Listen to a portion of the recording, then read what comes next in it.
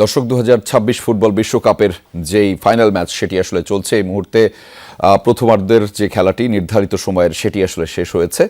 সেটির পরে আসলে কেমন খেললো দু দল সেটির বিশ্লেষণ আমরা একটু শুনতে চাই এবং সেটি জানাতে নিউজ রুম থেকে আমাদের সাথে যুক্ত রয়েছেন ক্রীড়া ধারাভাষ্যকার ও বিশ্লেষক আহমেদ বিন পারভেজ। তার মাধ্যমে জানাবো আসলে সেই যে প্রথমার্ধ খেলা শেষ হয়েছে সেই খেলার বিশ্লেষণ। পারভেজ, প্রথমার্ধের খেলা তো দেখলেন, সুযোগ বেশি তৈরি করতে পারলো কোন দল, কি মনে হচ্ছে? এবং বল পজিশনিংয়ে প্রায় সমান সমান আমরা দেখছিলাম, কাছাকাছি, যদিও আর্জেন্টিনা খানিকটা পেছনে রয়েছে। কেমন দেখলেন আসলে? পজিশনের জায়গা থেকে আমরা যদি শুরু থেকেই বলি, আর্জেন্টিনা কিন্তু বেশ পিছিয়ে আছে।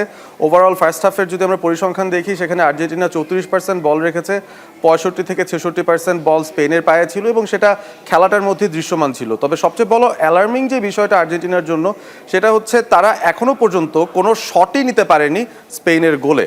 শট অন টার্গেট তো দূরের কথা, 0 শটস, এবং যেহেতু 0 শটস অন টার্গেটও কিছু নেই। অন্যদিকে স্পেনের কথা যদি বলি, তারা এখনো পর্যন্ত 3টা শট অ্যাটেম্প্ট করতে পেরেছে, যার মধ্যে আবার 2টো অন টার্গেট ছিল। একটা হাইড্রেশন ব্রেকের আগে যেটা লামিন জামাল চেষ্টা করেছিলেন, এবং অন্য আরেকটা শট যেটা এমিলিয়ানো মার্টিনেজ বেশ দৃঢ়তার সঙ্গে ঠেকিয়েছিলেন, শটটা নিয়েছিলেন সেখানে মিকেল ওয়ারজাবাল। সো ব্যাপারটা হচ্ছে যেটা আমরা দেখতে পাচ্ছি, স্পেন তাদের একটা সফট টাচে খেলা, শর্ট পাসে খেলে লাইন ব্রেকিং পাসেস দিয়ে চান্স ক্রিয়েট করার পাশাপাশি তারা কিন্তু লং বল প্রসেসেও যাচ্ছেন, এবং সেখান থেকে আমরা দেখেছি যে স্পেন 10টা ক্রস দিয়েছে, যেখানে আর্জেন্টিনা মাত্র 3টা ক্রস নেওয়ার সুযোগ পেয়েছে।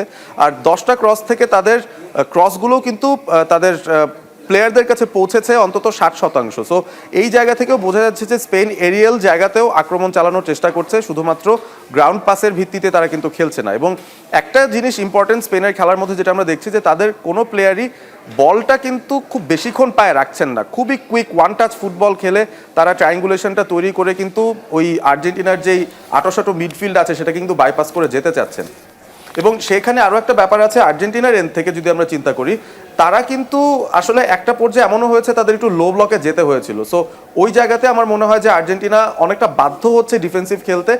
ফার্স্ট হাফ পর্যন্ত তারা কোনো গোল না কনসিড করে সার্ভাইভ করে গেছে, এইটাতে আর্জেন্টিনাকে আমার মনে হয় ক্রেডিট দিতে হবে। পারভেজ, একটু জানতে চাই, আপনি যখন বলছিলেন যে মেসির দল আর্জেন্টিনা তারা এখন পর্যন্ত তেমন কোনো আক্রমণই করতে পারেনি, যেটি ইতিমধ্যে দৃশ্যমান নয়, তবে সেই ক্ষেত্রে আমরা দেখেছি যে স্পেনের ডিফেন্সের যে বা রক্ষণ ভাগের একটি কৌশল, সেটি হচ্ছে মেসিকে কোনো রকম বোতলবন্দি করে রাখা, এবং সেটি তারা অনেকটা সার্থকও হয়েছে। মূলত কি সেটি আসলে কারণ? একই সাথে যদি আর্জেন্টিনার ডিফেন্স বা রক্ষণ ভাগ নিয়ে একটু কথা বলি, সেখানে আপনি দেখবেন যে লিসান্ড্রো মার্টিনেজের ইনজুরি, সেটি আবার এই রক্ষণ ভাগে, বিশেষ করে আর্জেন্টিনার রক্ষণ ভাগে কোনো ধরনের প্রভাব ফেলবে কিনা? হ্যাঁ, দুটো প্রশ্ন যেহেতু করেছেন, প্রথম পয়েন্টটাই যায় যেখানে লিওনেল মেসিকে নিয়ে আলোচনা হচ্ছে।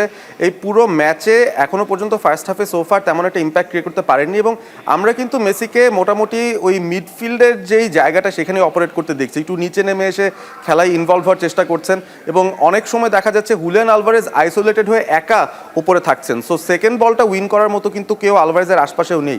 1-2বার বল তার কাছে পৌঁছেছিল, তবে তাকে সাপোর্ট দেওয়ার কোনো প্লেয়ার কিন্তু আর্জেন্টিনার সামনে কমিট করতে পারছে না। আর লিওনেল মেসি যতবারই বল পাচ্ছেন, আমরা দেখেছি ফাউলের বিনিময়ে হলেও কিন্তু তাকে আটকে দেওয়ার একটা প্রয়াস রয়েছে। সেখানে রড্রি খুব জলদি ছুটে আসছেন, সেখানে কুবার্সি তাকে খুব কড়া মার্কিংয়ে রাখছেন, এবং সেই সাথে ফাবিয়ান রুইজকেও দেখছি যে তিনি মাঝে মধ্যে এসে কিন্তু 2-3 জনের একটা পরিস্থিতি তৈরি করেন, যারা প্রেস করে মেসির কাছ থেকে বলটা বের করে ফেলে। তাকে 1-2টা টাচের বেশি নিতেই দেওয়া হচ্ছে না। তিনি ড্রিবল করে বেরিয়ে যাওয়ার চেষ্টা করেছেন, ইংল্যান্ডের সঙ্গে সফল হয়েছিলেন, তবে আজকে এখনো পর্যন্ত কিন্তু ফ্রান্সের এগেনস্টে তার সেই সেরা ড্রিবলিং অ্যাবিলিটিটা আমরা দেখতে পাইনি। ইটস বিকজ স্পেন খুব ডিসিপ্লিনড ওয়েতেই কিন্তু মেসিকে ট্রিট করছে বা মেসির সঙ্গে ডিল করছে।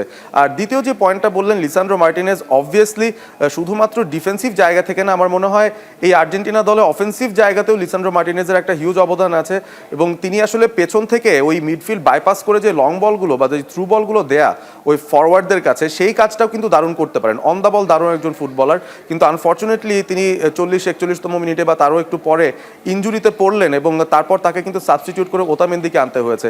ওতামেন্দির এক্সপিরিয়েন্স আছে, তিনি 2022 ওয়ার্ল্ড কাপ জয়ী দলের সদস্য ছিলেন, এবং তাকে আসলে ডিফেন্সিভ জায়গা থেকে আমার মনে হয় এরিয়াল থ্রেটে স্পেন খুব একটা বিট করতে পারবে না, সেই জায়গাটা তার স্ট্রং পয়েন্ট। কিন্তু প্রবলেম সেটা হচ্ছে রিকভারি রানের জায়গাটা। লিসান্ড্রো মার্টিনেজের ফর এক্সাম্পল যে গতিটা আছে পেছনে এসে রিকভারি রানটা নেয়ার, সেই কাজটা কিন্তু ওতামেন্দি করতে পারবেন না, তবে ডিফেন্সিভ সলিডিটি তিনি দিতে পারবেন। এই জায়গাটায় আর্জেন্টিনার যে লসটা হয়েছে লিসান্ড্রো মার্টিনেজকে হারিয়ে, যে তারা আসলে খুব বেশি হাই লাইনে খেলতে যেতেও পারবে না, কারণ তাদের সেই রিকভারি পেসটা নেই। তাদের কাউন্টারের একটা ভয় থাকবে, যেটা স্পেন অসম্ভব ভালো করতে পারে লামিন ইয়ামালের মাধ্যমে কিংবা বায়ানা অলমোদের মাধ্যমে। সো ওভারঅল ফার্স্ট হাফটা দেখে মনে হচ্ছে ট্যাকটিক্যাল যে গেমটা স্পেন খেলতে চেয়েছিল তারা সেটা করতে পেরেছে। আর্জেন্টিনা এমনিতেই অফ দ্য বল স্ট্রাগল করছিল এবং এনার্জির খানিকটা অভাব তাদের মধ্যে দেখছি। মেসিকে নিষ্ক্রিয় করে রাখা হয়েছে এবং সেই সাথে আমরা যদি আর্জেন্টিনার ডিফেন্সে দেখি সেখানে ইনজুরিটার কারণেও কিন্তু একটুখানি ফোর্সড একটা চেঞ্জ করতে হয়েছে, যেটা হয়তো স্বাভাবিক সময়ে এই চেঞ্জটা আমরা দেখতাম না। তো এই হচ্ছে আপাতত ফার্স্ট হাফের পরিস্থিতি আমরা যদি সেভাবে বিশ্লেষণ করি। ধন্যবাদ পারভেজ, আপনার মাধ্যমে জানছিলাম প্রথমার্ধের যে খেলা শেষ হওয়ার পরে বিশ্লেষণ, সেটি আপনার মাধ্যমে দর্শকদেরকে জানাচ্ছিলাম। ধন্যবাদ আমাদের সাথে যুক্ত হওয়ার জন্য।